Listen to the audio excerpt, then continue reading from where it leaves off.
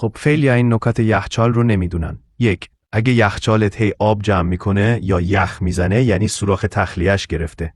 یه سیم نازک توش فرو کن. چند بار عقب جلوش کن. بعدش آب داغ بریز تا جرم‌ها بره. مشکل حل میشه. 2. یه تیکه کاغذ بین در یخچال گیر بنداز. اگه راحت بیرون اومد یعنی لاستیک در خراب شده. با سشوار یکم گرمش کن و بذار سرد بشه. مثل روز اول میشه. 3. اگه لاستیک در یخچال کپک زده یا لک گرفته، خمیر دندون، جوش شیرین و سرکه سفید و قاطی کن. یه کارت رو تو دستمال بپیچ. بزنش تو محلول و عقب جلو بکش. کاملا تمیز میشه. 4. اگه بوی بد میده، تو یه لیوان جوش شیرین، چای خشک، سرکه سفید و کمی الکل سفید بریز. روش آب گرم اضافه کن و بذار تو یخچال. فردا صبح بوش کامل میره. 5. اگه یخچال خیلی کثیفه، سرکه سفید و مایع ظرفشویی رو با آب گرم قاطی کن، تکون بده و داخل یخچال اسپری کن.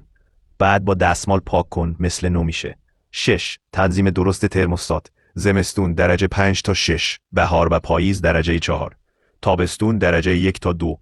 7. اگه فریزر یخ بسته، روی یخا نمک بپاش. یک کاسه آب داغ بذار روش و بعد 10 دقیقه با سشوار روش بگیر. یخا فوری آب میشن. برای ترفندهای بیشتر پیجمو فالو کن.